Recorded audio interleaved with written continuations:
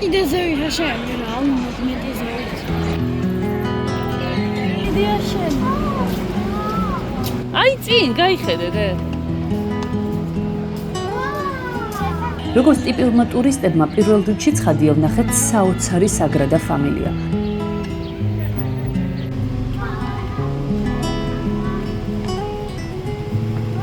ვიყავით პლაჟზე, ბევრი ვიჭყუმპალავეთ ზღვაში, ცოტა დავიწვით. ნუ პრინციპში ცოტა აღარ ქვია იმას, რაც ჩვენ დაგვემართა.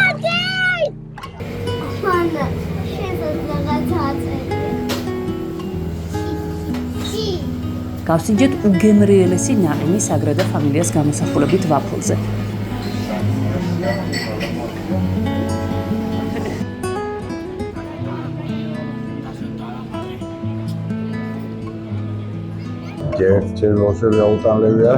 ერთი წუთით სანამ ემიგრანტ ქმარს ბლიც ინტერვიუზე დავითანხმებდი, ჯერ 9 ზღვა გადავიარე და 9 თავიანი გველეშაპი მოვკალი. ამიტომ მოდი ცოტა უკან გადავახვიოთ, თანმიმდევრობით მოგიყვებით. სახლიდან დავიწყებ.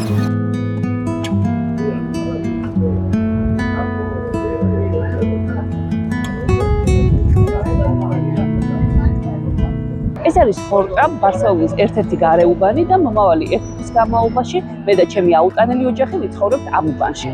ხორტა ცენტრისგან ცოტა მოშორებით არის, შესაბამისად არის უფრო მყუდრო და მშვიდი, ვიდრე სხვა უბნები, ნუ ახლა ბარსელონის ტემპს თუ გავითვალისწინებ, არის მთაგორიანი სხვათა შორის და იმედი მაქვს აქ დროს სასიამოვნოდ დავატანეთ.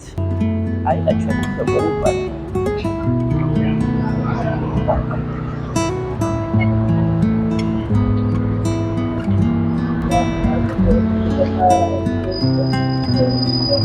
წავედით სახლისკენ, სხვათა შორის ხორტაზე ვცხოვრობ დანტე ალიგიერის ქუჩაზე. ასე რომ დიდი იმედი მაქვს, რომ სადარბაზო შესასვლელთან დიდი ასოებით არ იქნება დაწერილი, დასტოვე ყოველი იმედი, ვინც აქ შემოდიხარო. ნახოთ. სახლში დაგხვდა 2 მამიდა. ეს ერთი, ეს მეორე და ერთი კატა.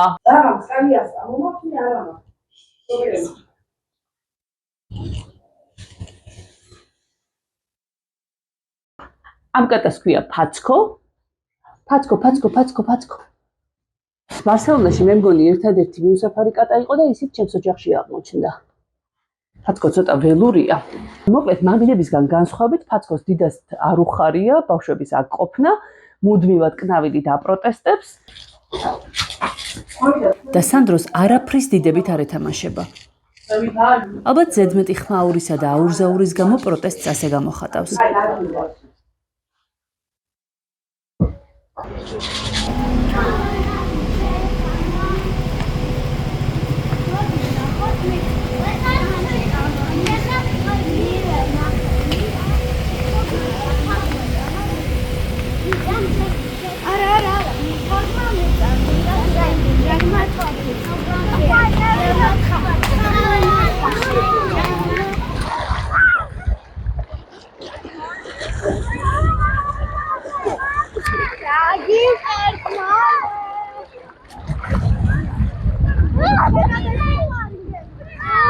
პირველივე დღეს საშინლად დავიწყე ბარსელონის პლაჟზე. ნუ როგორც ჭეშმარიტ ხამებს შეეფერება ხოლმე ისე დაგვემართა და შემდეგ 2 დღე იძულებული ვიყავით, საერთოდ ზღვაზე არ გავსულიყავით. რადგან თეთრები არიან, რა ვიცი, ორმაგი ფენა კრემის უსვიათ, მაგრამ მაინც იწვევიან. ეს არის პატარა ქალაქი მილანოვა. ძალიან ლამაზი პლაჟით. ბარსელონისგან რამდენიმე კილომეტრის მოშორებით არის ეს პლაჟი. და სხვათა შორის ბავშვებისთვის საკმაოდ უსაფრთხოა, რადგან ღრმად შევედი უკვე საკმაოდ და წყლის დონე მაინც მაღალი არ არის. სანდრო ცდილობს სურვას.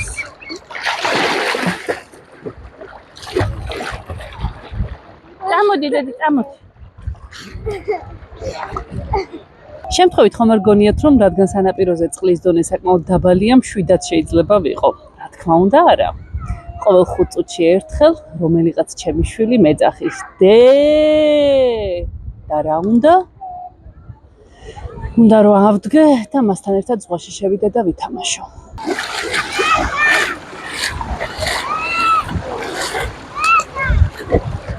აი ასე იძახებს მანამ ვიდრე არ მივა მასთან.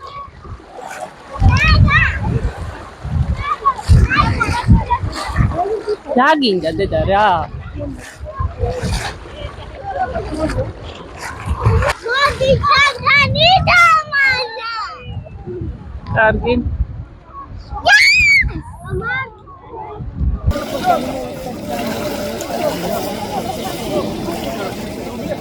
მანა და მამა. ჩემი მთავარი ფუნქცია პლაჟზე არის ბავშვებისთვის თვალყურის დევნება. ანასი დიდად არ მეშინია, რადგან მან ასე თუ ისე ცურვა იცის, უბრალოდ საკმაოდ კარგად ცურავს. რაც შეეხება პატარებს, ესენი მაინც და მაინც ვერ ზომავენ და ღრმად შედიან, რადგან წყალი ძალიან უყვართ და ამ დროს სჭირდება, ასე ვთქვათ, მახვილი თვალი. როგორც წესი პლაჟზე ბავშვებთან მე და ჩემი ქმარი ვართ ხოლმე, ის უფრო მაშველის ფუნქციას ითავსებს, რადგან ცურვა იცის. სამწუხაროდ მე ცურვა არ ვიცი და მაქსიმუმი ასეთ შემთხვევაში, რაც შემიძლია გავაკეთო, დახჭობაა. რა ვიცი. ცურვა არ ვიცი, იმიტომ რომ დედაჩემმა გადაწყვიტა, რომ ცურვა მესწავლა, ოღონდ კოჭს ზემოთ წყალში არ შევსულიყავი.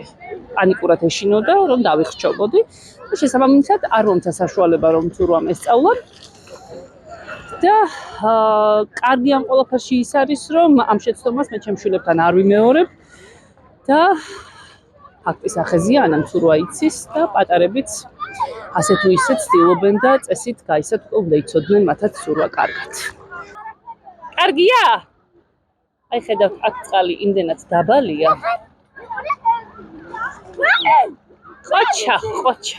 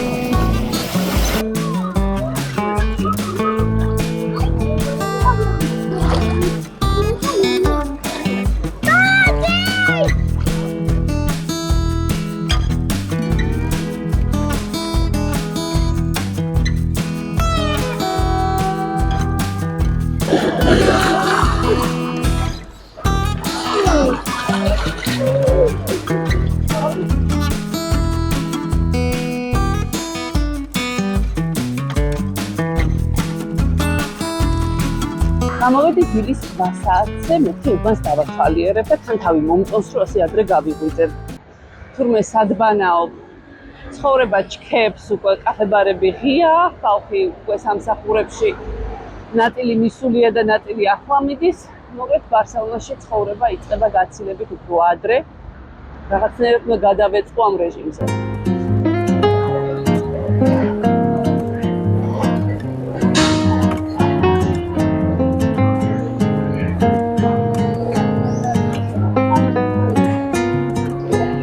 მართალი ანას გაუკვირდა ამხელაა და მაინც აშენებენო, მაგრამ რეალურად საგრადა ფამილიას ბაზილიკის მშენებლობა წესით მალე უნდა დასრულდეს.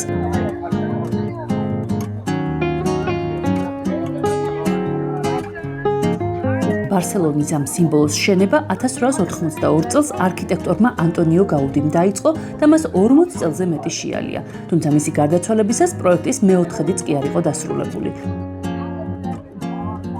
როცა რაღაც საქმე გაჭიანურდება, ესპანელები ხუმრობენ ხოლმე საგრადა ფამილია დაემართაო. სახლისკენ მივდივა იმ იმედით, რომ სამდღიანი წვალება წყალში არ ჩამეყრება და საბოლოოდ დავიყოლიებ გელას 2 წუთით კადრში გამოჩენაზე. აუტანელი ცოლის აბეზარ კითხვებს პასუხი რომ გასცეს. ჩვენ ახლა ვსწავლობთ კაფეში, სადაც ველოდებით პაეიას მომზადებას და მოკლედ პირობა ასეთია, რომ ვიდრე პაეია მომზადდება, მანამდე რასაც მოვასწრებ, აი ამ კითხვებზე გამცემს პასუხს. ასე რომ უნდა ვიჩქარ.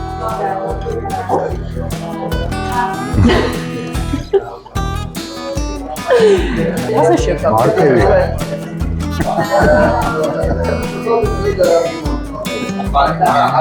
დღეს მინდა გავაცნოთ ჩემი აუტანელი ოჯახის ყველაზე აუტანელი წევრი, ჩემი სამი პატარა აუტანელი შვილის მამა ბელა ჟორჟოლიანი.